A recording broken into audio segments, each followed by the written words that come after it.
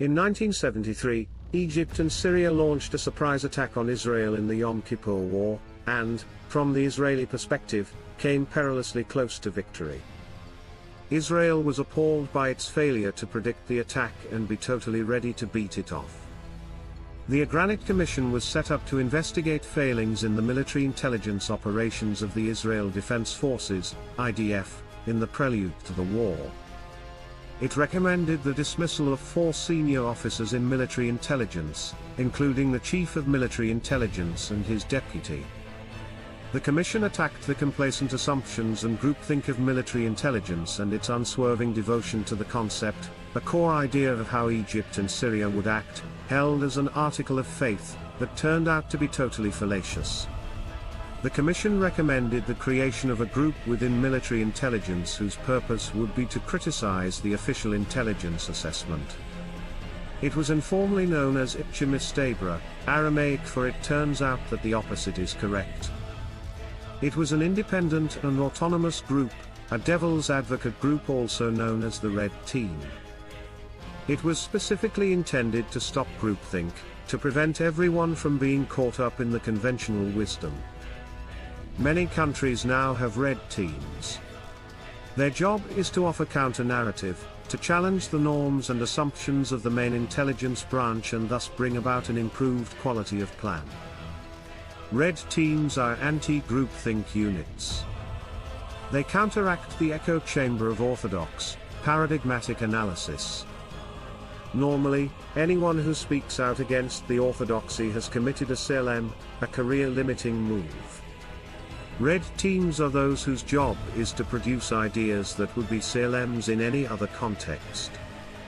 Eitan Buchman, a spokesperson for the Israel Defense Forces, IDF, said, "Intelligence is all about piecing together information amassed from a variety of sources.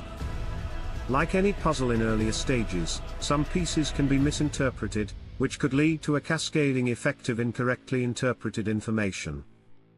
After the Yom Kippur War, 1973, the IDF's intelligence directorate created a Red Team, a devil's advocate team that can challenge prevalent assumptions within intelligence bodies.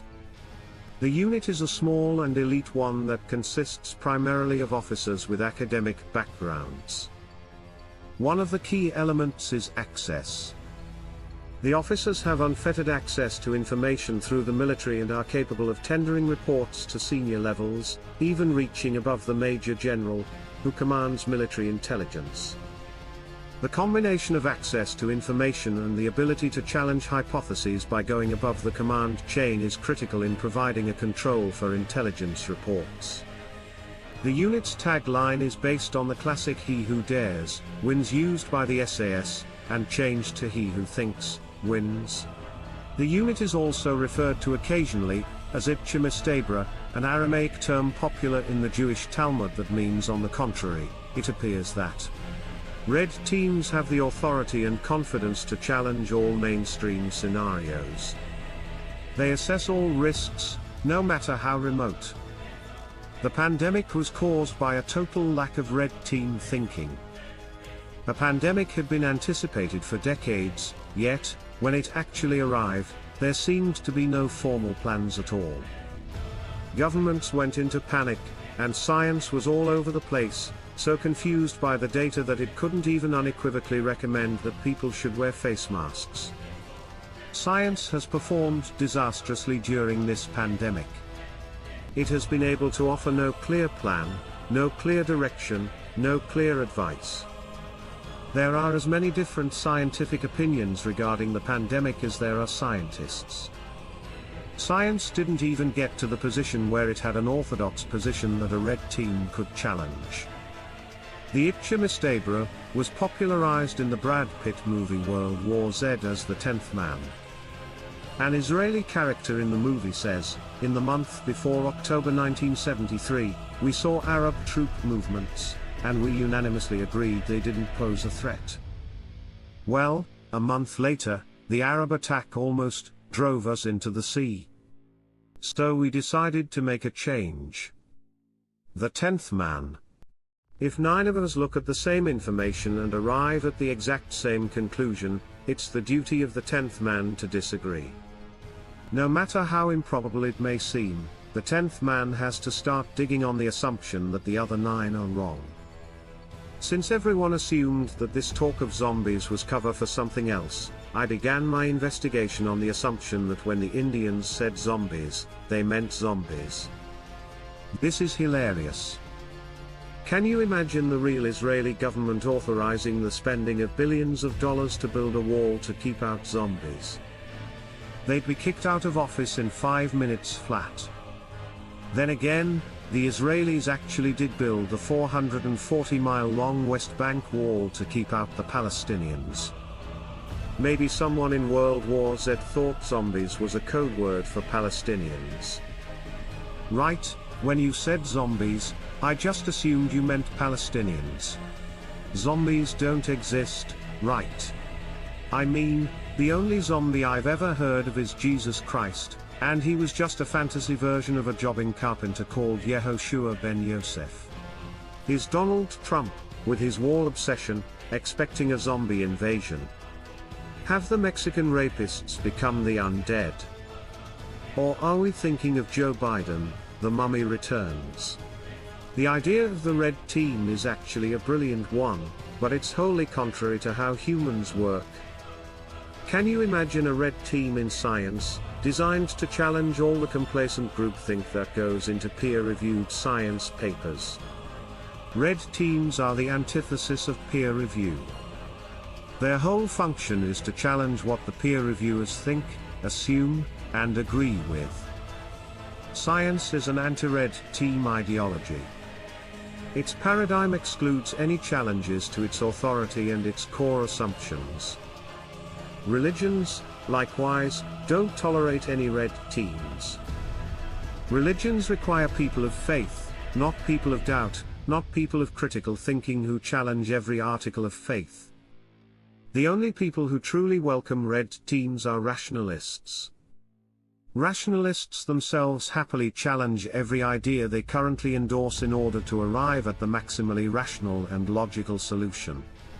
They always seek better, more robust, more adamantine rational and logical solutions. It was red team thinking that led to ontological mathematics. No red team can now put any dent in ontological mathematics because it was red teamed in the first place, so how could a red team now undermine it? It has already been subjected to every possible stress test by those who formulated it. The attacks made on ontological mathematics are never by anyone who knows the first thing about it. The attacks are always absurd. They are attacks made from a position of total ignorance, not total knowledge. They are typically attacks by mystics on rationalism, attacks by people of faith on rationalism, attacks by emotionalists on rationalism, and attacks by empiricists on rationalism. No rationalist has ever attacked us, and none ever could. It's amazing how many Lutherans are in the world, people who believe that reason is the devil's whore. They would never under any circumstances accept a rational answer to existence. Nothing could be more repellent to them. The world is full of anti-red teams, full of group thinkers, full of people who take the blue pill and then claim they are red pillars. It's about time red teams, dialectical units, were built into every aspect of society to stop the relentless rise of groupthink.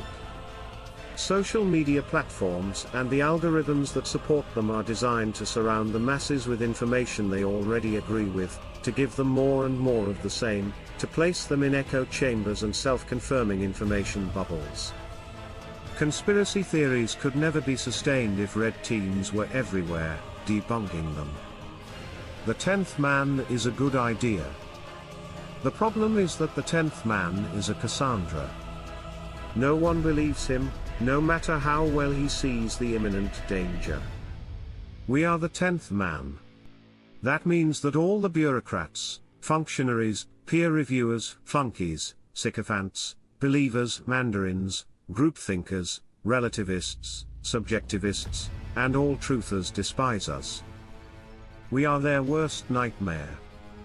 When the 10th man is unleashed on all the bullshit believed by humanity, only one thing resists the 10th man's challenge: ontological mathematics, predicated on the principle of sufficient reason and Occam's razor. What is the only thing the red team can't put a dent in? The simplest, most rational solution of them all, the Occam's razor PSR solution. Go on, try to find any way to refute ontological mathematics. Remember, whatever answer you propose, we will immediately red team using the PSR and Occam's razor to destroy your position. No one can do the same to us because the position we defend is exactly that of the PSR and Occam's razor. Tada. Integral theorists would never accept a red team. As we know, integral theorists are all about saying everyone is right rather than you are making a catastrophic error. If Israel had been led by integral theorists, it would have been conquered. Integral theory is riddled with groupthink and its own conventional wisdom. Red teams are never invited to integral theory's groupthink parties. That's why we crashed their party. Sensitivity versus specificity. Wikipedia says, in medical diagnosis, test sensitivity is the ability of a test to correctly identify those with the disease, true positive rate, whereas test specificity is the ability of the test to correctly identify those without the disease, true negative rate. A perfect predictor would be 100% sensitive, meaning all sick individuals are correctly identified as sick, and 100% specific, meaning no healthy individuals are incorrectly identified as sick. We need to work out exactly who is infected, and who isn't. It's all about sensitivity and specificity. We need to eliminate the false negatives, failure of sensitivity, and the false positives, failure of specificity. Sensitivity and specificity apply to everything. Why do delusional systems, such as integral theory, always fail? It's because they attract many false positives, people who think they are integral, but aren't. Imagine a human race where it was known exactly how many humans were wrong, total sensitivity to error, the disease, and also exactly how many humans were right, total specificity to correctness, wholly free from the disease of error, i.e. false beliefs and opinions.